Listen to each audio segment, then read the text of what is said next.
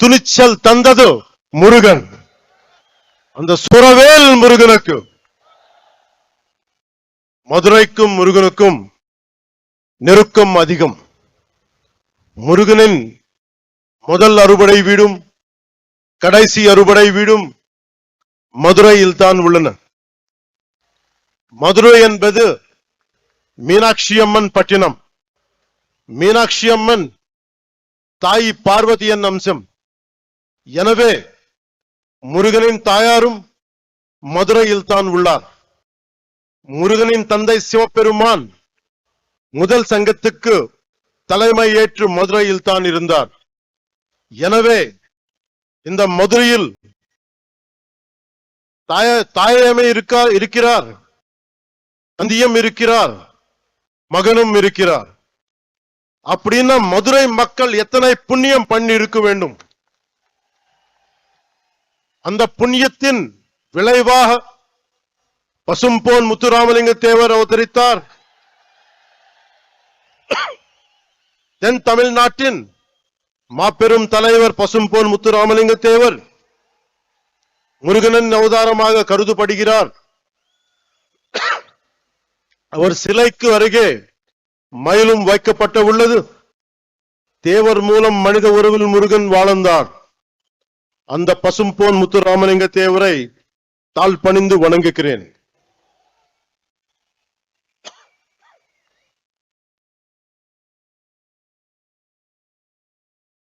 இப்போது மதுரையில் நடத்த ஒரு நிகழ்வை சொல்ல போகிறேன்.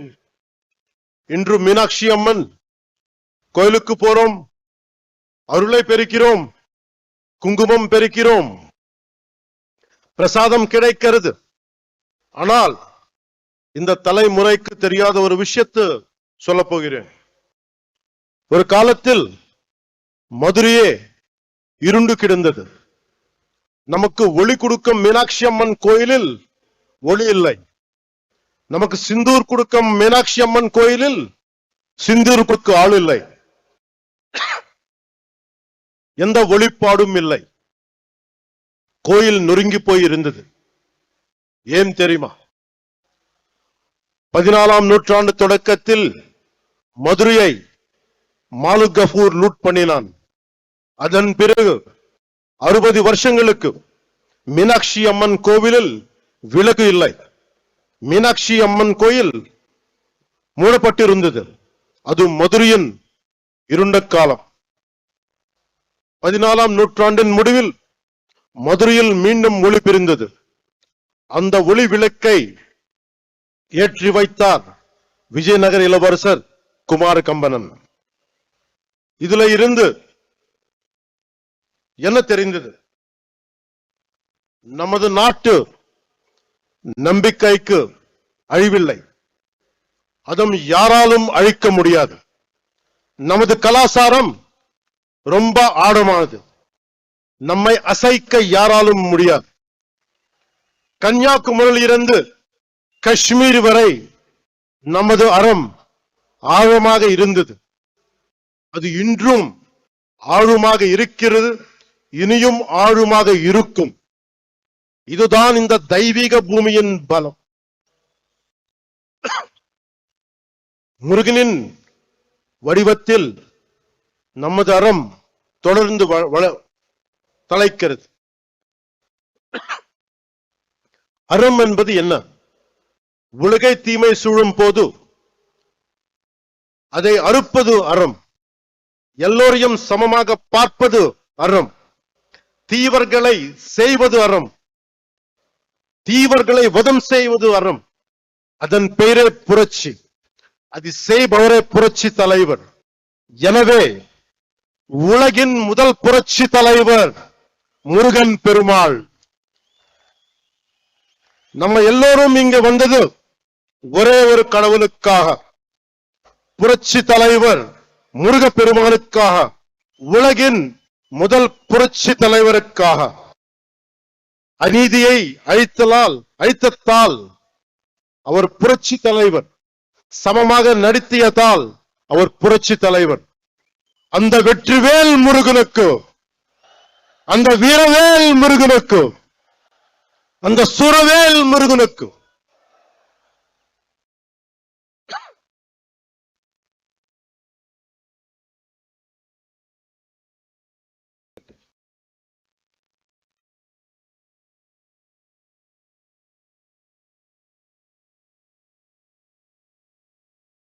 கட்சி தலைவர் கேட்கிறார், முருகன் மாநாட்டும் ஏன் தமிழ்நாட்டில் நடத்துகிறீர்கள்?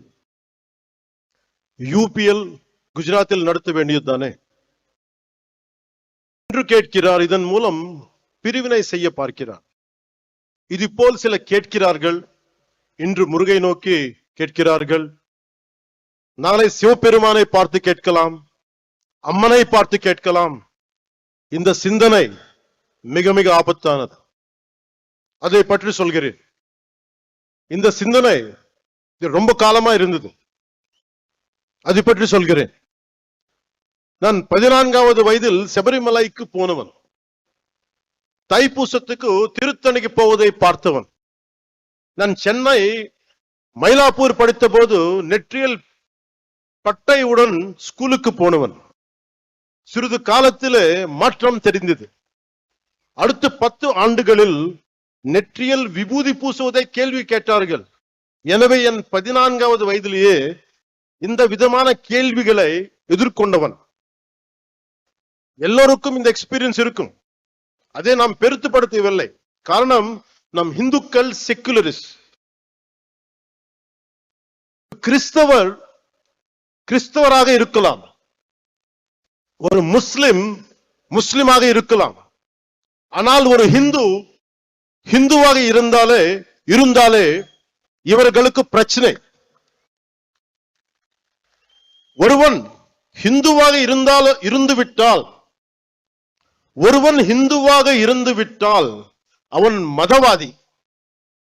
இதுதான் இவர்களது போலி செக்குலரிசம்.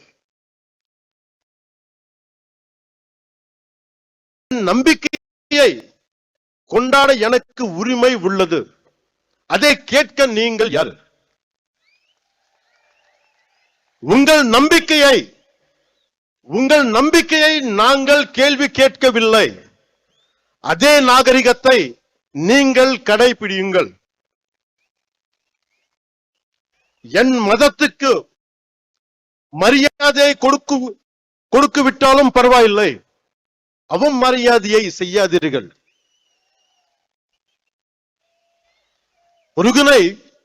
முருகனை பற்றி கேள்வி கேட்கும் நீங்கள் அரேபியாவில் இருந்து வந்த மதங்கள் பற்றி இதே கேள்வியை நீங்க கேட்க முடியுமா? அதற்கான துணிச்சல் உங்களுக்கு உண்டா?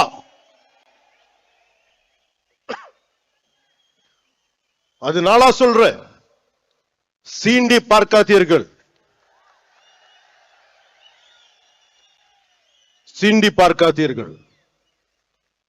சாது மிரண்டால் காடு கொள்ளாது.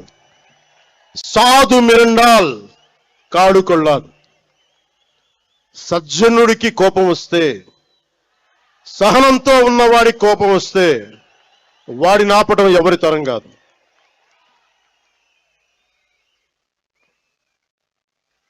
முருகன் தமிழ் கடவுள். ஆனால் அவர் எல்லா இடத்திலும் பறந்து இருக்கிறார். வட இந்தியாவில் கார்த்திகேயராக, ஆந்திராவிலும் கர்நாடகத்திலும் சுப்பிரமணியராக, தமிழ்நாட்டில் முருகராக இருக்கிறார். முருகப்பெருமான் உலகம் முழுதும் பறந்து இருந்தாலும் அவரது பாதம் தமிழ்நாட்டில் ஊன்றி இருக்கிறது. எனவே அவரது மண்ணை வணங்குகிறேன். அதனால்தான் முருகப்பெருமானுக்கு மதுரையில் மாநாடு நடக்கிறது.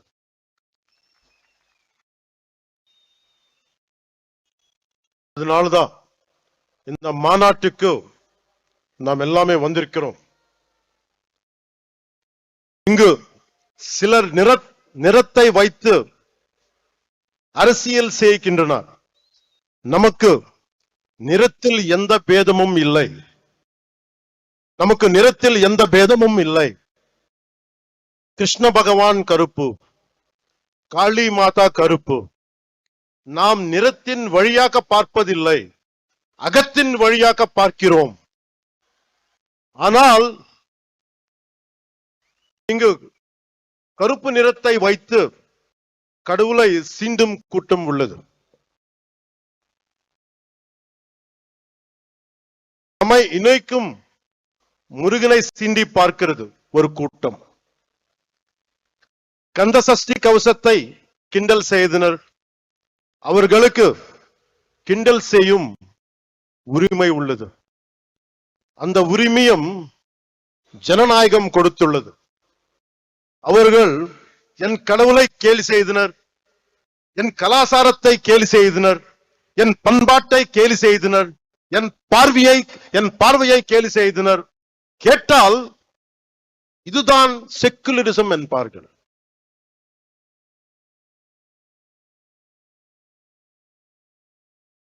மற்றவர்கள் நம்பிக்கையை கொச்சைப்படுத்த அவர்கள் யார்? முருகனை கேள்வி கேட்க அவர்கள் யார்? அறத்தை அசைத்த பார்க்க அவர்கள் யார்? அவர்களால் மற்ற மதங்கள் பற்றி இது போல பேச முடியுமா? அரேபியாவிலிருந்து வந்த மதங்கள் பற்றி அவர்களால் இப்படி பேச முடியுமா? நம் மதத்தை பற்றி மட்டும் ஏன் இப்படி பேசுகிறார்கள்? நாம் அமைதியானவர்கள், எல்லாவற்றையும் சகித்துக் கொள்ள கூடியவர்கள். மீனாட்சி அம்மன் கோவில் 60 ஆண்டுகள் மூடி கிடந்தும் பார்த்து கொண்டுதானே இருந்தோம். அந்த துணிச்சலால் பேசுகிறார்கள். பொறுமை என்பது கோழைத்தனம் அல்ல. இங்கு உள்ள முருக பக்தர்கள் அனைவரும் ஒரு பார்வை பார்த்தாலே போதும். ஒரு பார்வை. நம்ம கடவுள்னு திட்டுறது கூட்டம் காணாத கூட்டம் ஆகிவிடும். சிவபெருமானை நெற்றி கண்ணை திறந்த பூமி இது. இன்று இந்த கூட்டம் வரும், நாளை இன்னொரு கூட்டம் வரும். எத்தனை நாள் பொறுப்பது? முருகனை பற்றி இழிவாக சொன்னால் உங்கள் இதயம் நொறுங்க வேண்டாமா? நீங்கள் துடிக்க வேண்டாமா? பதற வேண்டாமா? நம்மை காப்பாற்றும் முருகனை நாம் காப்பாற்ற தேவையில்லை. ஆனால் நம்மை காப்பாற்றுவதற்கு கைமாறு செய்ய வேண்டாமா? நன்றியை காட்ட வேண்டாமா? நம்பிக்கையை சொல்ல வேண்டாமா? இந்த மாநாட்டிலேயே இப்போது ஒரு முடிவுக்கு வருவோம். எப்படி மின்னல் கண்களை குருடாக்கமோ, எப்படி காற்றாற்று வெள்ளம் கரைகளை உடைக்கமோ, அது போல பொங்குவோம். நான் உங்களுக்கு அறைகூவல் விடுக்கிறேன். அநீதியை தட்டி கேட்க திருளுவோம். அறத்தை காக்க அனைவரும் எழுவோம். முருகன் நீதியை காப்பாற்ற புறப்படுவோம். இந்த முருகுப்படை திற்றது கூட்டத்தை தவிர்க்கும். இப்படை தோற்கின் எப்படை வெல்லும். இப்படை தோற்கின் எப்படை வெல்லும்.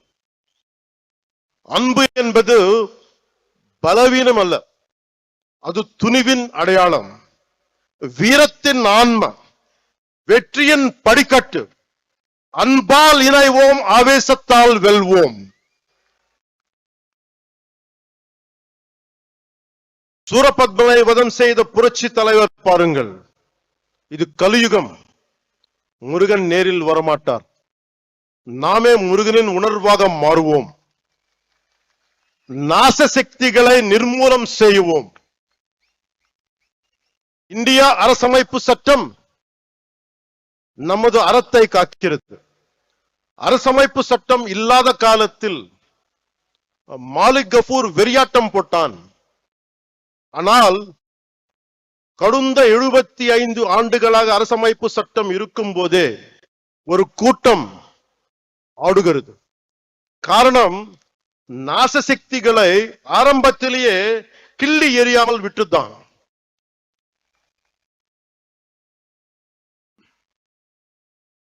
மகாகவி பாரதி சுந்தர தெலுங்குன்னு சொல்லியிருக்கார். அந்த தெலுங்கிலும் ஒரு 2 நிமிடம் பேச என்னை அனுமதிக்குமாறு கேட்டுக்கொள்கிறேன்.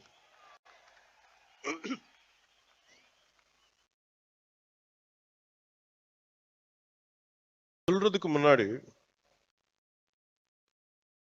செக்குலரிசம் பத்தி சொல்றேன். நம்ம நாட்டுல secularism is a convenient word for a lot of people in our country. Specifically, atheists who doesn't believe in God. Hindu மதங்கள், what these atheists say, they don't believe in God. நம்ம கடவுள் நம்ப மாட்டாங்க. கடவுள் நம்ப மாற்றது இல்லைன்னா எல்லா கடவுள் நம்ப கூடாது. பட் இந்த நம்ம நாட்டு எத்திஸ் எப்படின்னா, only Hindu கடவுள் நம்ப மாட்டாங்க. That is the definition of secularists of our country, atheists of our country. It is the issue of our country.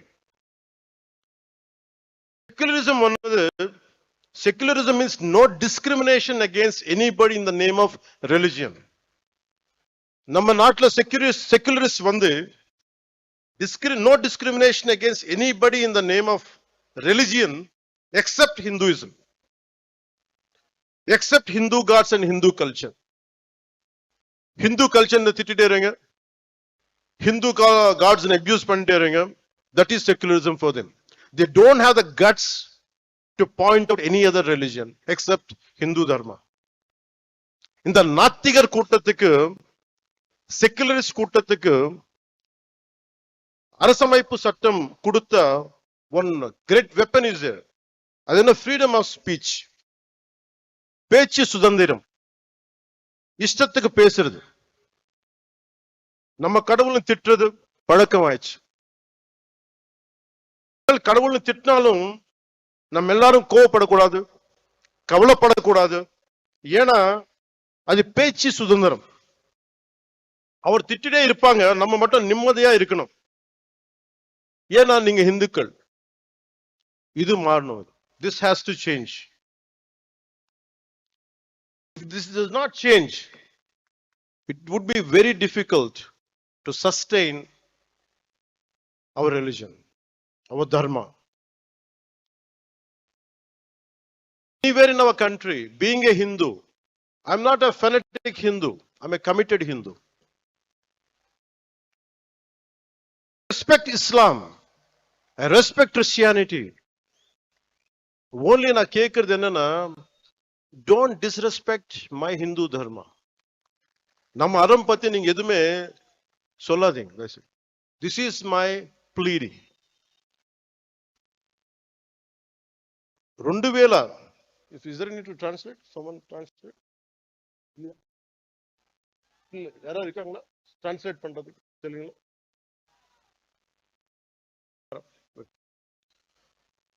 Okay, మీకు కొంతమందికి తెలుగులో మాట్లాడితే అర్థం అవుతుంది అనుకుంటా. మాట్లాడతానండి. వణకం సార్. 2014లో